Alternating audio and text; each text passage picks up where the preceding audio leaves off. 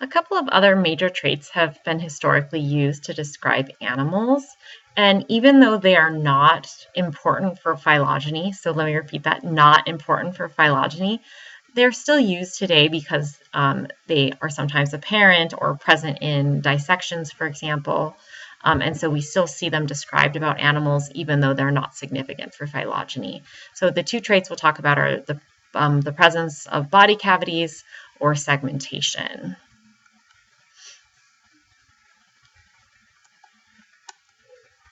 So again, historically, body cavities were commonly used as a way to divide bilateral organisms.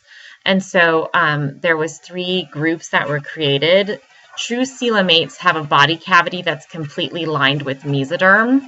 So that's an image here of a true coelomate. The red is the mesoderm. So the cavity is fluid-filled space inside of the body. And again, this wraps all the way around it. So inside and outside, the fluid is wrapped in mesoderm.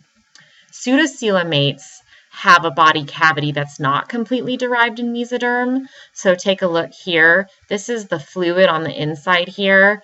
And notice that the red mesoderm is only lining one side, not the inside area too. So that's a pseudocoelomate. And then acoelomates lack this fluid-filled cavity. So instead they have sort of a tissue that fills in that space. So we see kind of this pinkish stuff here filling in that area rather than just fluid. So again, we still see these terms referenced frequently, but we're getting away from them because they're not important for phylogeny.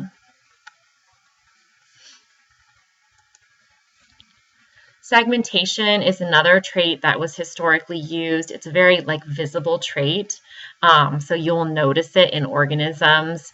However, it occurs in multiple animal phyla, so remember that means it's probably not significant for phylogeny.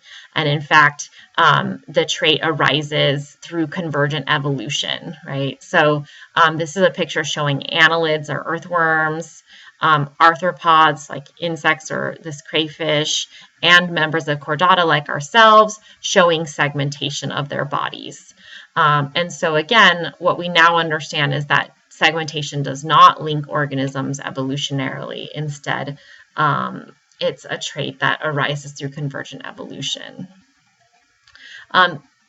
The formation of the segments does align to body patterns, and so one interesting thing about body segmentation is that the Hox genes that I mentioned are present in a lot of animals, are important in the formation of these body patterns. So it's a modification of Hox gene expression that leads to segmentation and variation in those segments among the different members that have segmentation. But again, it's not a trait that establishes larger groups of animals. So here's a sort of wrap up of what we've been talking about with these major animal groups. So we have metazoans. The metazoans are broken into parazoans and eumetazoans. Eumetazoa is broken into radiata and bilateria. Bilateria is divided into protostomes and deuterostomes. And then the protostomes are divided into lophotrochozoans and ecdysozoans. And so this is also showing you the phyla that will align with these groups. So we'll move into actually talking about specific phyla now. So for example, you can see that Porifera is a parazoan. The cnidarians and the ctenophorans are radiata. Bilateria includes Platyhelminthes rotifera, Lophoferata, Mollusca, Annelida, Nematoda, Arthropoda, Echinodermata, and Chordata. So basically all of these ones.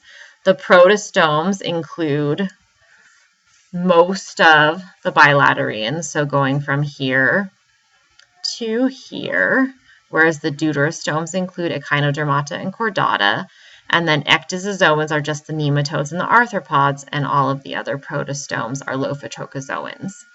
This diagram also shows you these key traits we've talked about. So protostome development, remember that's the determinate cleavage, whereas deuterostomes have the determinate cleavage. Here we have the lophophore or trochophore larva versus ecdysis, bilateral symmetry as a critical innovation, tissues as a critical innovation, and multicellularity for all animals. I'll just point out here, because I didn't talk about this, an endoskeleton is also an innovation of echinoderms and chordata. That skeleton is going to be really different, but an internal skeleton covered in tissues does arise in the deuterostomes as well. And last note is that this table summarizes several of the traits of the animal phyla. So this is a handy thing to come back and reference as we move into talking more about the specific animal phyla.